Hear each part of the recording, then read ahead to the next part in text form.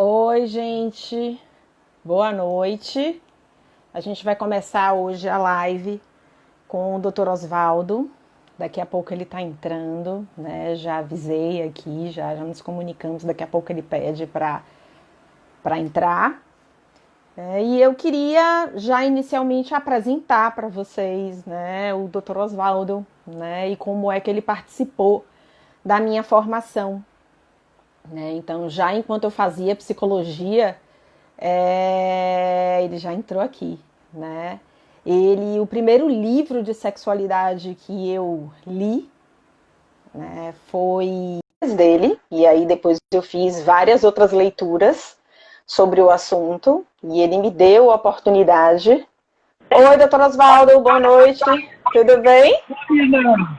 Como vai?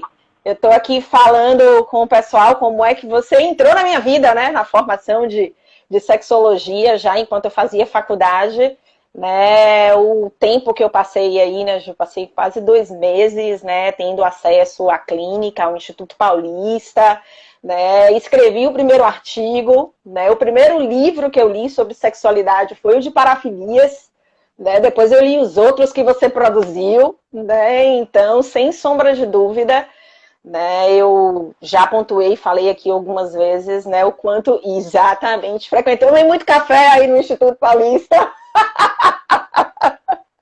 muitos cafezinhos, conversando com você, conversando com Carla, né? Então, conversando com a equipe. Então, foi uma experiência que às vezes a gente tenta reproduzir aqui e não consegue, né? Porque fica cada um dentro do seu núcleo, dentro da sua clínica. Então, às vezes a gente consegue ter um espaço de troca maior quando você está na academia, né? E hoje, felizmente, as redes sociais têm promovido que a gente faça essa troca também, né? À distância.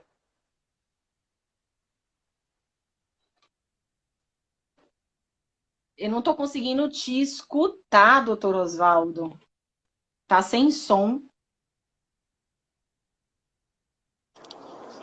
Agora, ótimo, estou ouvindo. Agora dá. Oi. Agora estou, voltei a escutar. Eu estava espelhando o meu celular no computador. Ah, tá. Bom, Uhum. mas então você já estava contando uma coisa que é importante nós relembrarmos, né? Porque Sim. o estudar implica em podermos fazer várias coisas, é, de compreender as questões, no nosso caso, das questões da sexualidade, e é, o, a troca do contato próximo, por exemplo, o convívio se torna uma coisa útil e importante, né? E parece que Sim. é, podermos conversar, tomar um cafezinho juntos, ajuda a sintonizar, a pensar, repensar, reavaliar, estudar a pesquisa, reavaliar a pesquisa para a gente Isso. poder fazer. Uhum. Nosso grupo sempre considerou que sempre foi bastante importante nós termos aquele horário de ficar conversando, tomar um cafezinho. É, e atualmente está difícil, os últimos 6 meses foram complicados, nem o cafezinho a gente pode servir para o paciente, ou nós não nos conversamos, nem podemos nos visitar, mas eu Uhum. acho que você apontou, tem outra maneira de conversarmos. E se inventaram essas formas ao vivo de conversarmos para, poxa, para nos vermos de novo. Que bom, obrigado Sim. pelo convite, Nina. Não, eu Muito que obrigado agradeço mesmo. você ter aceitado, sem sombra de dúvida, né? Eu que agradeço. Fiquei a semana inteira na expectativa e alimentei a expectativa em todo mundo também. Vamos lá, Oh, gente. meu Deus!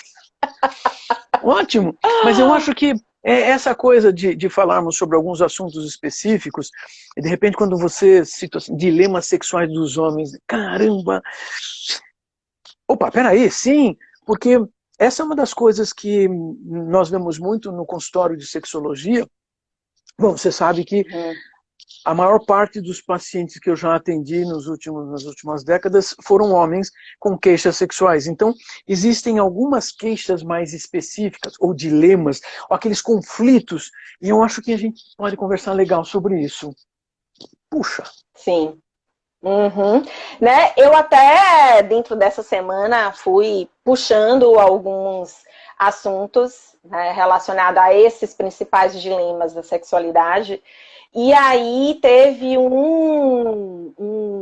alguém que seguia, trouxe uma fala bem interessante, né? De como a gente ouve as falas de empoderamento feminino, que é algo que está na pauta, em várias páginas, né? E o quanto a questão da sexualidade masculina ficou deixado de lado. Né? Então, ele ressaltando a importância de você também trazer o sofrimento dos homens, né, em administrar esses dilemas sexuais, né? Verdade. E dar espaço para conversar sobre isso. É o sofrimento em administrar essas circunstâncias. E uma das coisas que os homens não fazem é conversar sobre isso. Exatamente. Bom, você contou desse momento onde se fala bastante do empoderamento feminino, da busca do assumir um direito de equidade. Isso é importante. Foi sexta-feira passada que foi o Dia Mundial da Equidade Sexual? Sim. Porque tinha uma coisa de importância nessa história. Nós não estamos dizendo que um precisa ser mais que o outro. Em verdade, também acontecem momentos de mudanças. Me lembro que assim, a década de 90 falou muito de sexualidade masculina e terminou a década de 90 com a história das pílulazinhas, não sei das quantas, e parece que só se falava de homens. Aí houve também um movimento de vários grupos internacionais de fazer estudos e pesquisas sobre a sexualidade feminina, mas ainda não estamos no mecanismo de vamos conversar os dois gêneros para tentar entender o que fazer a respeito disso. Porque quando você me fala que então os homens têm um sofrimento por esses conflitos, eu vou dizer para você, muito. Porque isso eu sento no consultório e ouço. Mas aí pensava o seguinte, o homem vai sofrer em primeiro lugar por um medo. Medo de perder uma possibilidade. Medo de perder a priorização. Medo de perder, caramba, mas eu aprendi que eu sou melhor, por que eu vou deixar o outro ser melhor? Ninguém está propondo o outro ser melhor.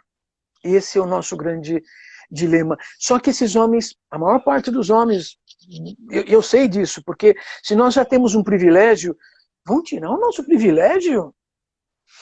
E sabe, Nina, eu tenho que contar um episódio que me veio à cabeça agora, que demonstra o privilégio, e naquele momento eu até me sentia assim, tipo, que legal, né? Que bom, né? Época de faculdade, minha família sempre morou longe de São Paulo, e eu ia visitar, e eu me lembro de uma situação assim, hora do jantar, minha mãe serviu o jantar, e a ordem que ela deu foi, primeiro meu pai se servia, depois eu me servia, e todo mundo tinha que esperar. Então eu estava lá bonito, né? Eu estava me sentindo que visita, olha só, estão me tratando. Muito tempo depois eu entendi o que estava acontecendo, porque mesmo minha mãe estava me ensinando que eu devia assumir a posição de que, olha, você tem mais direito que os outros. Sim. E aí pensava, nós aprendemos isso a partir dos nossos pais, e quando nós falamos das questões da sexualidade, então, para muitos homens, e esses são os bons quero dizer, aqueles que vêm para a terapia porque assim, tipo, puxa, estou sofrendo com esse conflito, como é que eu faço para melhorar? Porque os ruins continuam lá fora e dizendo, eu não preciso disso, tem que ser assim mesmo, e ainda são hostis. Porém, esse sofrimento vem pelo medo de perder o privilégio. Eu tenho que dizer isso. E uma boa parte dos dilemas que me vieram à cabeça, de tantos homens que eu ouvi com suas queixas, vão nesse sentido. Porque os homens não querem ser rejeitados, não querem ser colocados de lado. Eles ficam sonhando que a pessoa que ele vai encontrar para a atividade sexual jogue confetes, porque olha que maravilha. E eu fico pensando, então nós fomos ensinados a lidarmos com o mundo como se fôssemos crianças. Porque temos que ganhar o prêmio sempre. Aí pensava, caramba, das situações de dilema mais importantes e repetidas e que pelo jeito vai acontecer ainda muito no futuro, são os homens acharem que tem um pênis pequeno. Mesmo que eles tenham um pênis normal, vamos lembrar simples estatística. Então, Sim. assim, 80%, 90% dos homens vão ter pênis entre os seus 11 e os seus 17 centímetros. 16. Uhum. Porque essa é a média. Mas Sim. os homens querem ter acima dos 20. 18 já não serve. E aí fico pensando, aonde eles aprenderam isso? Porque houve um aprendizado. E não houve um aprendizado dizendo que o tamanho do pênis era melhor. Isso é deduzido através de uma série de coisas. Porque nós aprendemos que temos que ser muito melhores, nós temos que ganhar e temos que... Temos. Eu acho que nós não aprendemos como conviver com as situações ou aceitar aquilo que já ocorre para poder ir para a próxima fase, ganhar. E eu vejo esses homens chegarem mostrando esses dilemas porque isso os impede de se aproximarem. Porque se eles estão pensando nessa situação como um impedimento de uma situação de satisfação, de prazer sexual, ele não consegue dar o próximo passo. Sim.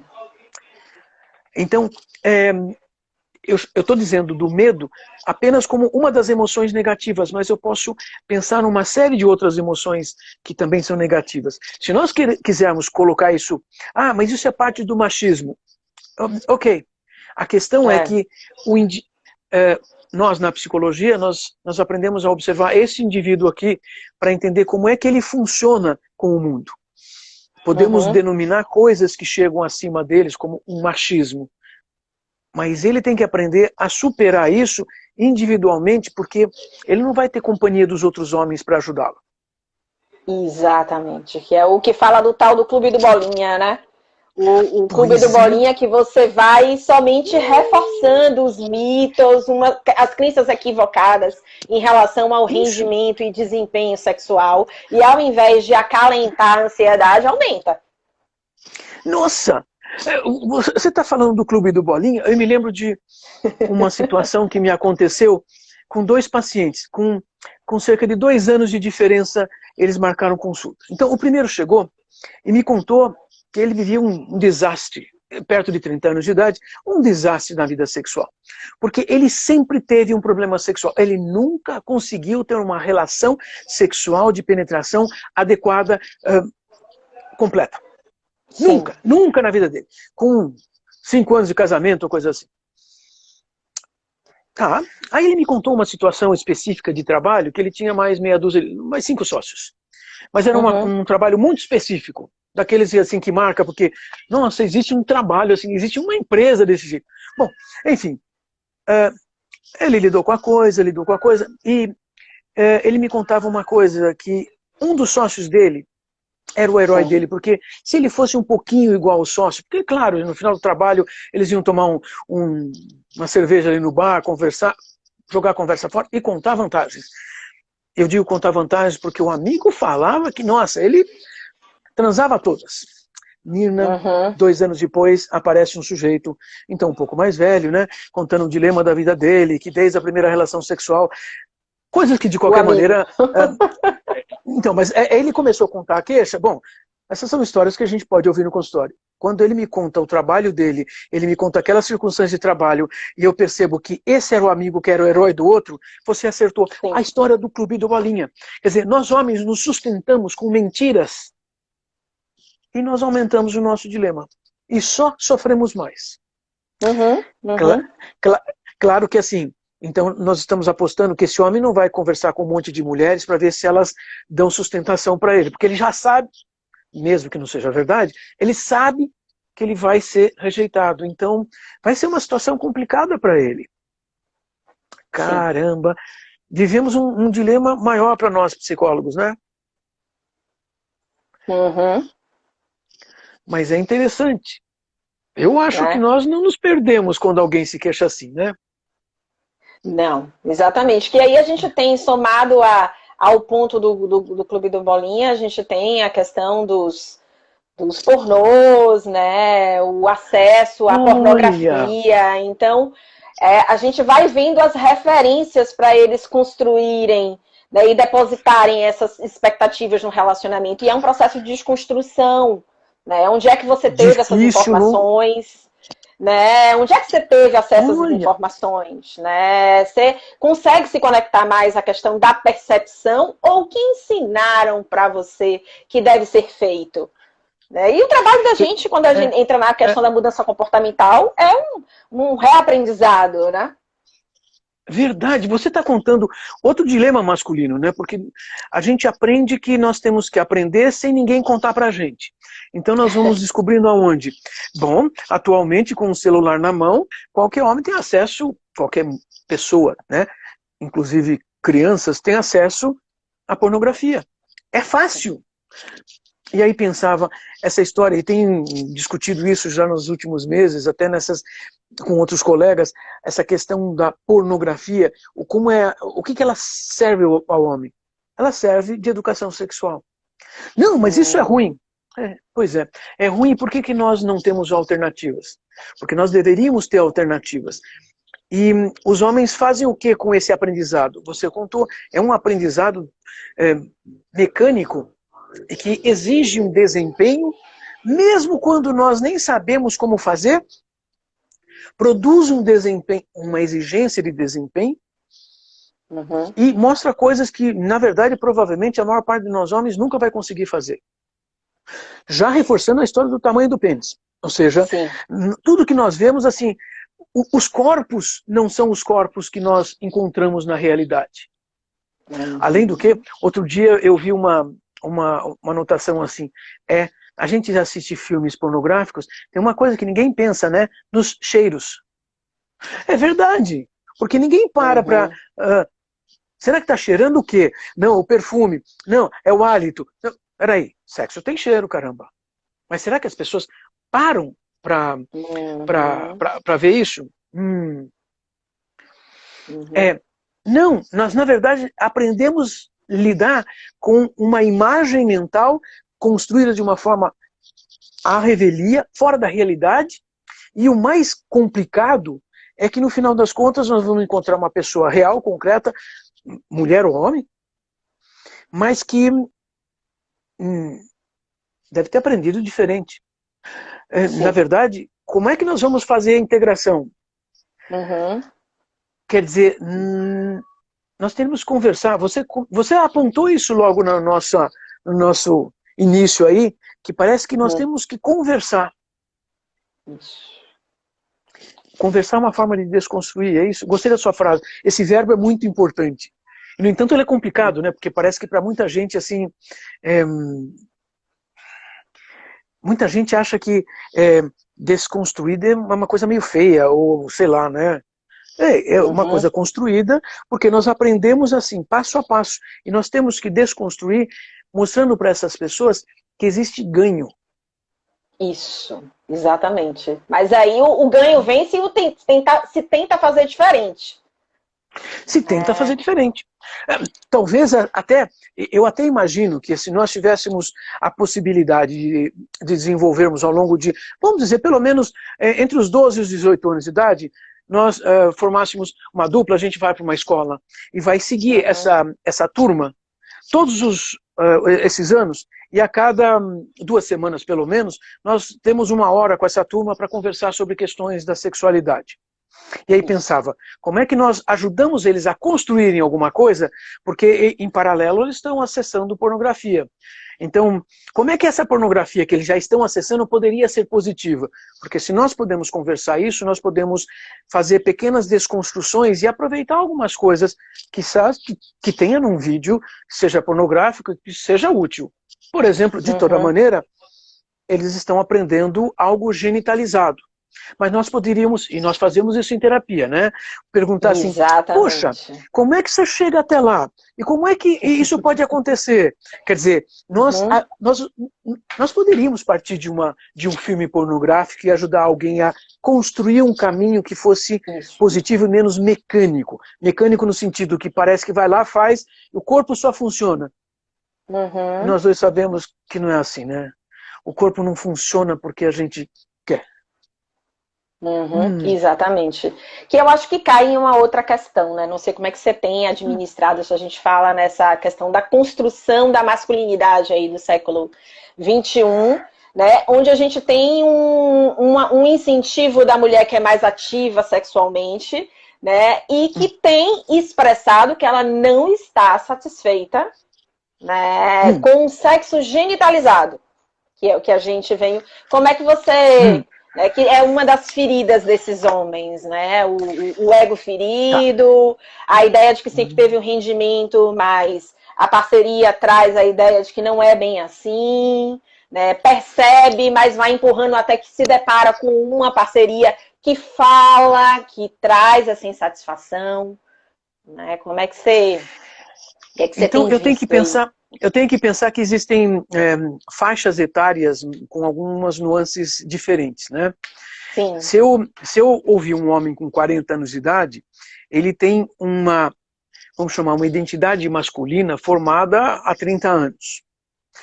E há 30 anos, vamos lembrar que os pais dele mal tinham acesso, inclusive, a vídeos.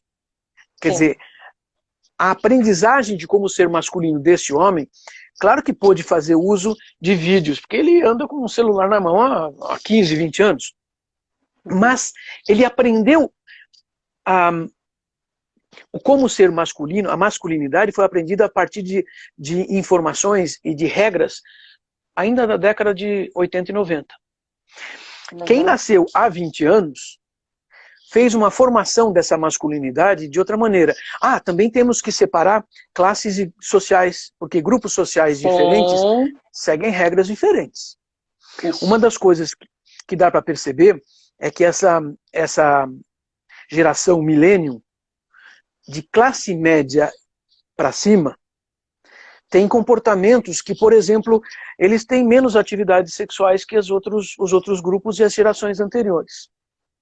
Mesmo porque, de alguma forma, infelizmente, eles aprenderam só uma coisa e não aprenderam a outra. Então, assim, eu tenho que ser mais compreensivo, eu tenho que ser mais afetivo. Sei, mas e o sexo? Não, mas também ninguém falou nada disso para eles. Quer dizer, quando a gente fala de dilemas, é que assim, então, os pais não falaram nada disso para eles? Não. Mas eu sei que assim, muitos pais, homens e mulheres, ensinaram os seus filhos nos últimos 20 anos a serem mais contemplativos, até suportarem mais frustrações. Então, sei lá, um homem de 30 ou 40 anos não vai pegar o filho de 10 ou 15 anos e vai levar para uma casa de prostituição hoje na proporção que se fazia há 30 anos. Não, porque isso não é bonito. Sei, mas você sabe que os amigos dele vão levar, né? Ou seja, ele entra num outro dilema, porque ele chega lá e fica... O que eu vou fazer aqui? Ele entra em pânico. Aliás, esse pai entrava em pânico há 30 anos. O filho dele entra em pânico hoje, achando que ele já tinha que saber, porque todo mundo age como se... Mas todo mundo já sabe. Pelo menos o outro tinha um pai, um tio, um primo, que levava, tipo, vamos lá e... É a melhor forma? Nunca foi. Mas lembra das nossas pesquisas? Deixa eu lembrar uma informação importante. Eram coisas dos nossos pacientes na década de 90, que eu fiz uma comparação sobre a primeira relação sexual entre homens que tinham causas orgânicas e os homens que tinham causas psicológicas. Pois é, era interessante porque os homens que tinham causas psicológicas, nós estamos falando na década de 90, então numa média de idade um pouco acima dos 40 anos. Esses homens psicológicos, com problemas psicológicos, eles tentaram a primeira relação sexual com uma namorada, com uma pessoa afetiva, com quem eles se davam bem, com quem eles confiavam, e eles falharam redondamente. Os homens com problemas físicos se iniciaram, na maioria, com prostitutas. E só vieram a ter alguns problemas por algumas outras razões. E aí fiquei pensando, parece que o método pedagógico funciona. Não, mas é com uma prostituta. É que é interessante, porque na média esses homens tinham lembrança de que a prostituta os tratou com carinho. Isso é interessante. Aí vou pensar uma coisa, é uma prostituta, é uma mulher que sabe que esse homem está passando por uma situação ruim e não vai deixar ele passar por uma situação ruim. Sim. As mulheres sempre tiveram uma condição superior para poder observar isso. Mas aquela namorada, que inclusive normalmente era mais nova, ela nem sabia o que estava acontecendo, ou seja, e daí? Bom, ela já apostava, pelo menos ela já tinha aprendido que era ele que sabia. Então só piorava essa qualidade. Então eu fico imaginando os milênios, sim, não, tem que ter a primeira relação com a namorada, quando quiser, só quando estiver pronto. E aí vão postergando, porque nenhum dos dois está pronto, porque nenhum dos dois sabe, nem conversaram, nem os pais conversaram sobre o que é sexo, afinal de contas. E nós estamos falando, não do genital, né? Nós estamos falando da interação, dos sermos pessoas, numa interação emocional, tátil, de respeito e de consideração pelo outro.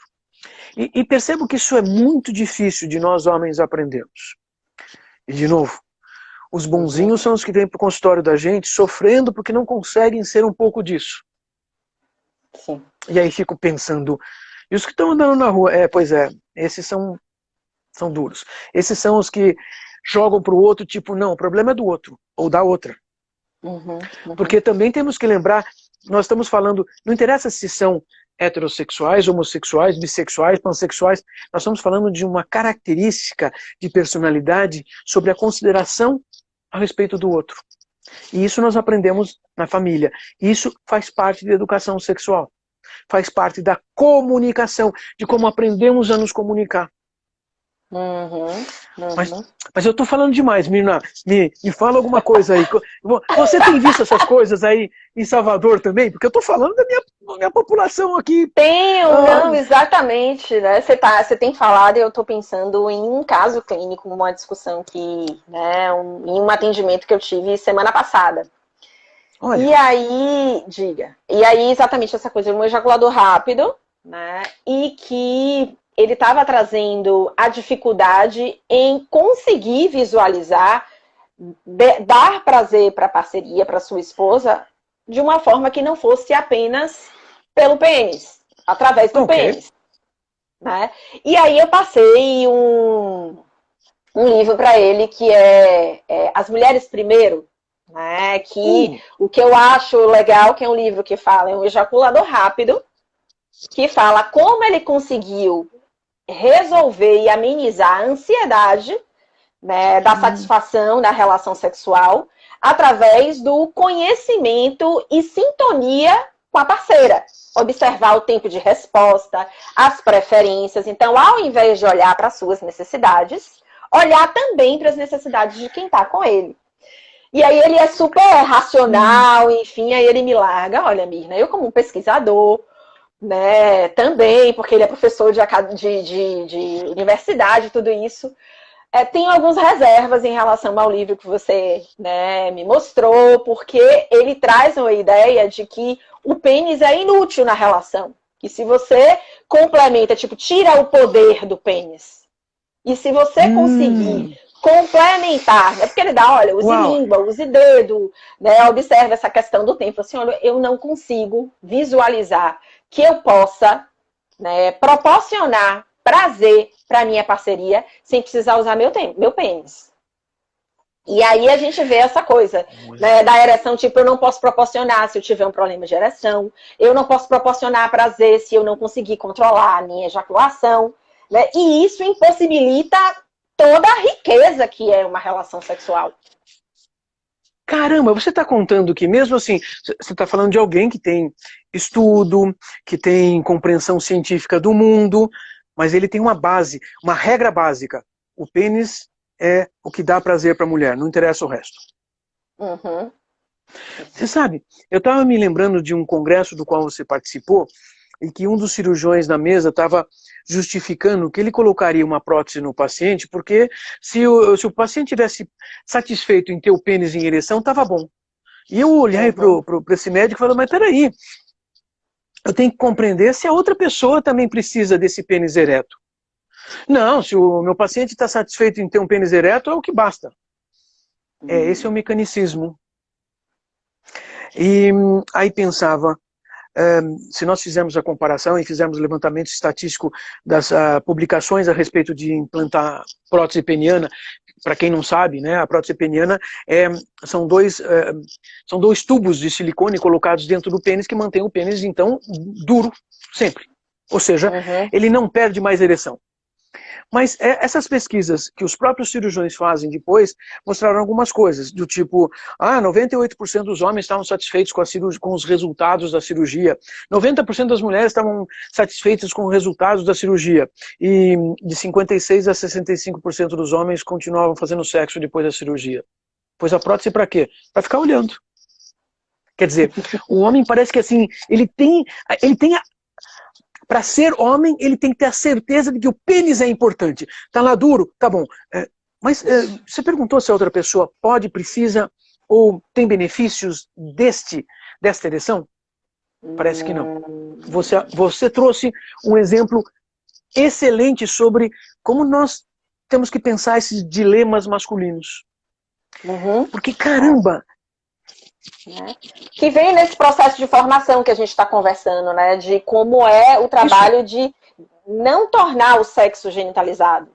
Né? E aí a gente vem essa questão, né, da coisa tipo, importância das preliminares, o que é entendido como preliminar nessa dinâmica, né, com o outro, né? Que às vezes as pessoas entendem, preliminar, oral, é você estimular apenas as regiões genitais também. Né? Pênis, vulva, seios, né? Assim, então tem uma ideia muito restrita, né? Novamente, uma ideia restrita de toda a grandiosidade, né? Da relação, da sexualidade, do momento do encontro. E você usou um outro argumento que parece que, assim, quando nós pegamos algum livro que fale sobre zonas erógenas, então diz isso e aquilo, ou seja, nada mais pode ser erógeno. E fiquei pensando, quem disse isso? Porque isso é repetido ao longo das décadas e nas publicações. Vou lhe contar uma coisa. Eu devia ter uns 10 anos de idade, quando comecei assim a procurar algumas informações, vamos dizer, bom, meus pais, como eram iguais a todos os pais, eles também não vinham conversar comigo sobre essas coisas. Mas eu sabia que existiam livros.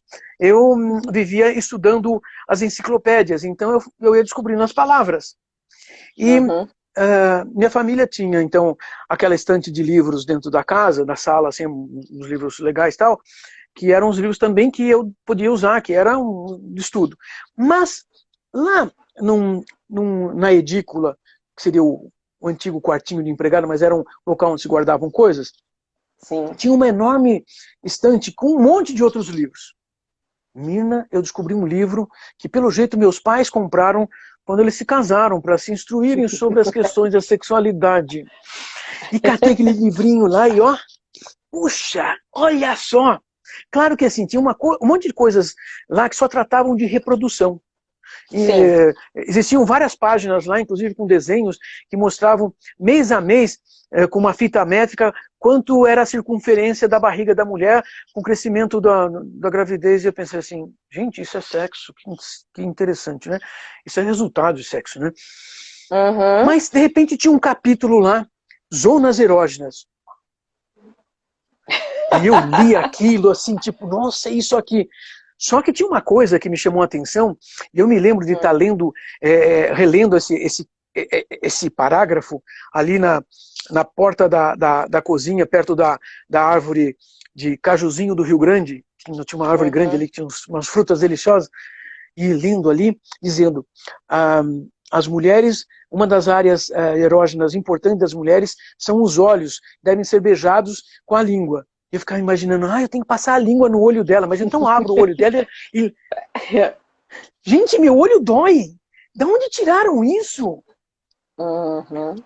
Quer dizer, as coisas parecem que são descritas de uma maneira e a partir de alguém que escreveu e não interessam as experiências dos outros. O livro não perguntava a quem estava lendo se ele podia experimentar, se ele tinha possibilidades. Registrava que é aqui, aqui e lá. Então, são as mamas, os genitais e... Acabou, hein? Não, a bunda também, porque os homens querem. Ah, tá! Nós não estamos perguntando para outra pessoa, nós estamos dizendo o que...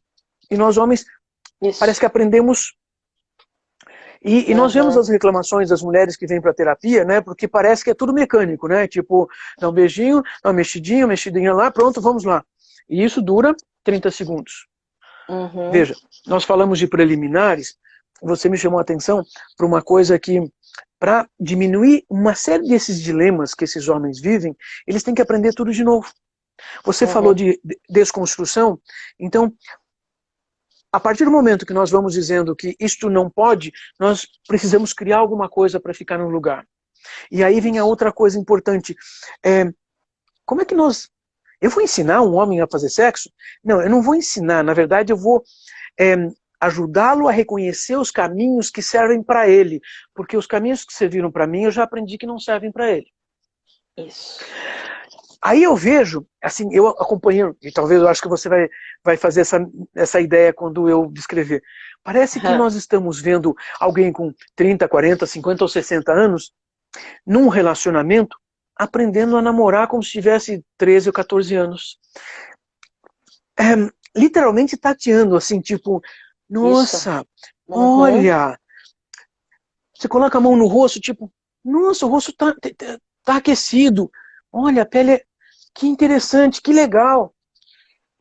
E me lembro de uma frase na introdução de um livro. Esse livro foi escrito na década de 70, mas ele teve, aqui no Brasil teve acho que bem umas 5 ou 6 edições, por umas 3 editoras diferentes.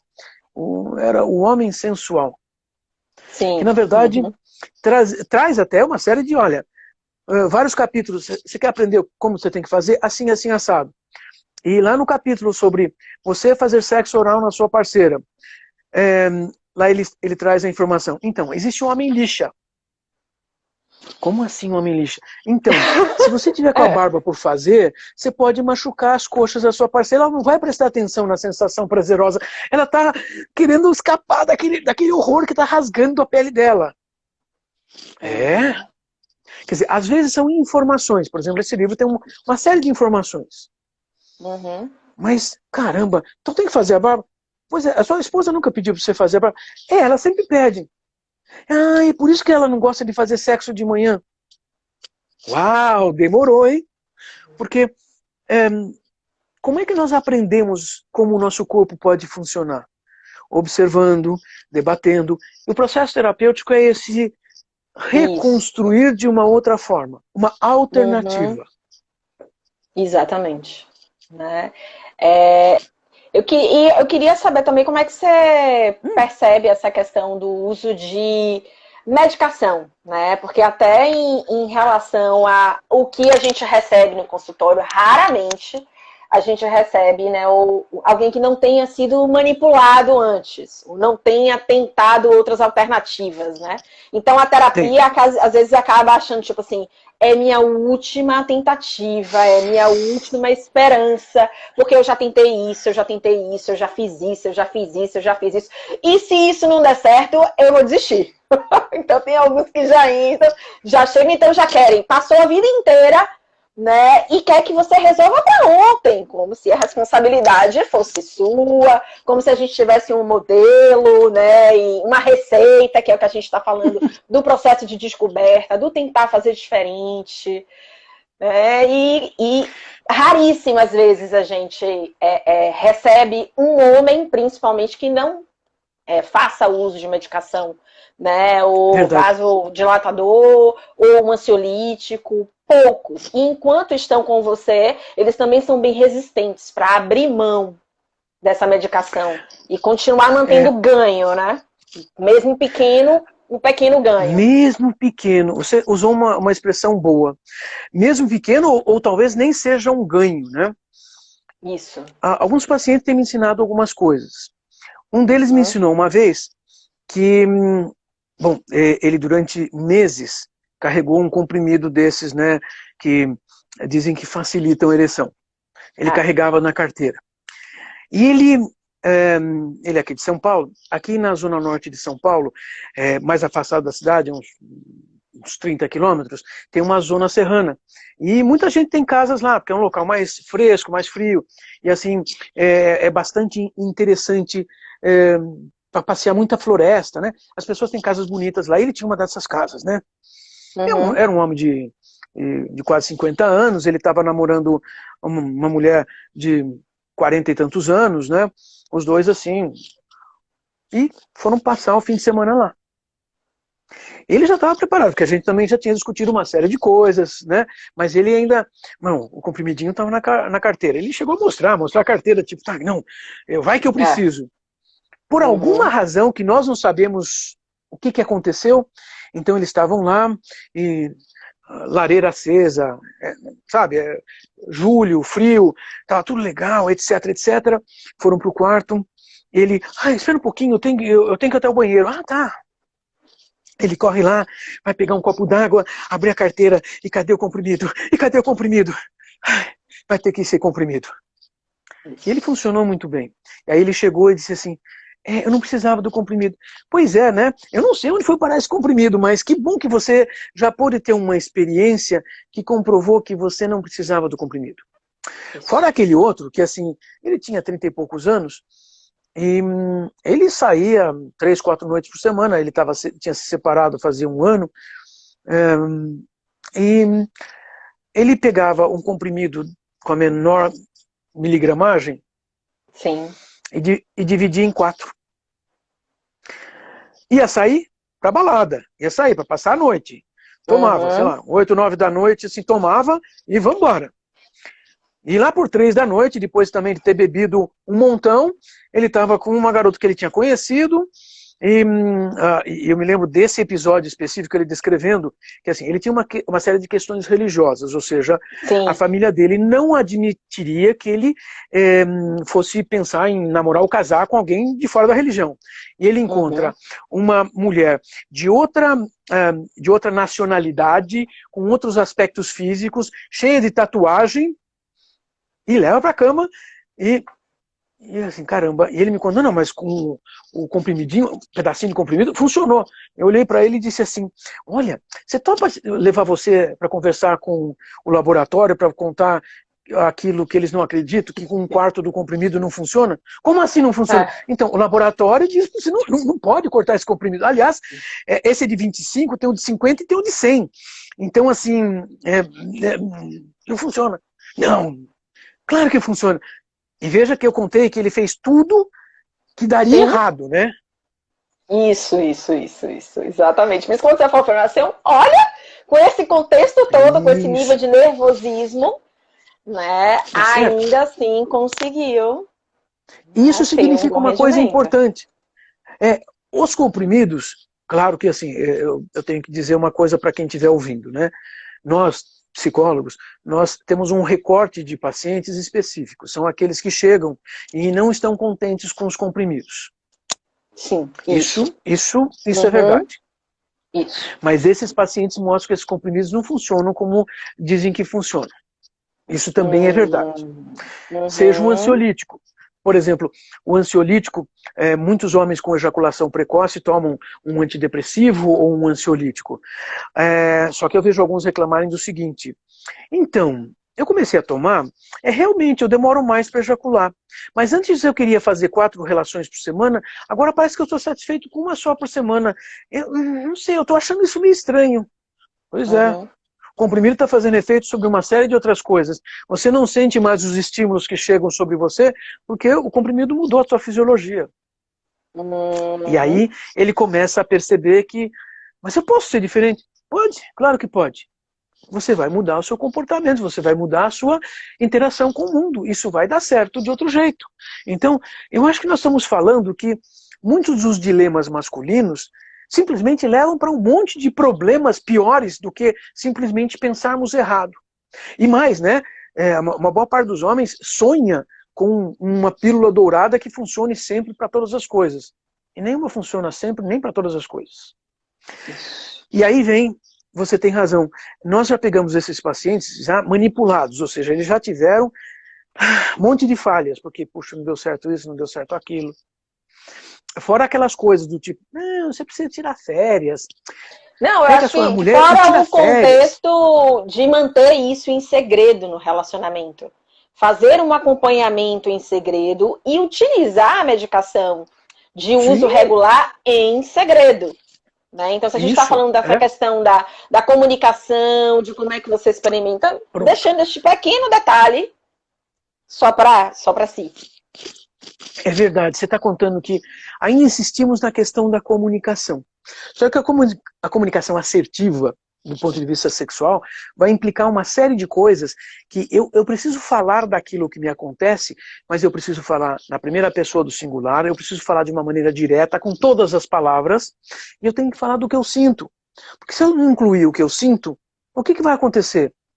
A outra pessoa não vai compreender que eu estou falando de uma maneira tão intensa, que é tão importante para mim, vai pensar que eu estou, sei lá, contando o filme que eu assisti. Talvez o filme ainda conte com mais emoção. Então, assim, é preciso um envolvimento, porque assim nós temos a outra pessoa participando. E quando dividimos um problema, o problema já começa a ficar mais leve. É que nós temos esse costume de observar isso porque a gente vê as pessoas e quando nós tentamos essas coisas, estão baseadas nas teorias que nós conhecemos, de compreensão do ser humano, isso facilita os caminhos. Mas também a gente sabe que às vezes demora bastante tempo, porque nós não vamos dar dicas e a pessoa simplesmente faz. Ela precisa desenvolver, se apropriar de uma técnica, como se assim, agora é minha, não é uma série de palavras que eu leio num texto, num livro. Isso. Por isso, um comprimido não funciona desse jeito. Nem uma cirurgia. Né? Quer dizer... Não, você falando aí dessa coisa do processo de comunicação, né? Tem uma experiência, um caso que eu confesso para você que foi algo que aconteceu, um caso há mais de 10 anos. Mas sabe aqueles casos que marcam você de uma forma que volta e meia, quando você tem que falar um assunto, você traz ele novamente? Uma situação de um homem que teve filho, já estava mais velho, né, a medicação não funcionava, tinha uma diabetes que já tinha comprometido a questão da visão, então já tinha um problema físico que se somava às questões emocionais, e era um casal que já não tinha mais nenhum tipo de contato. Não se beijavam, não se abraçavam, né, somente exercitavam as funções de pai e já eram avós. E aí, ele recebeu a orientação do médico para fazer a cirurgia para colocação de prótese. E ele fez o tratamento em segredo. Ele colocou a prótese em segredo. E aí, como eu falei, você tem que conversar, porque você quer usar essa prótese, essa ereção com sua parceira. Então, você nunca criou nenhum contexto. Você não toca, não abraça, não tem mais nenhum momento a sós. E um belo dia, você me aparece com ereção.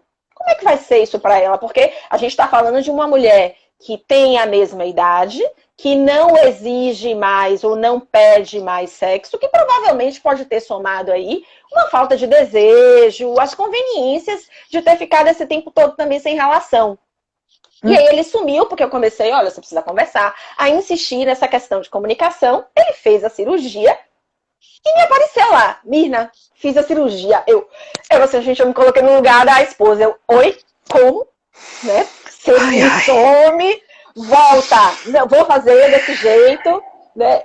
Ela foi a acompanhante né, no hospital, né? E ele foi dizer que foi fazer um outro procedimento. Aí eu falei assim, mas como? Você foi para cirurgia, ela foi acompanhante, e você disse a ela que você fez que cirurgia? Ah, eu disse qualquer coisa. Né? Como ela não olha mais pra mim, não tem mais nenhum contato, tipo, fui fazer uma cirurgia de apendicite.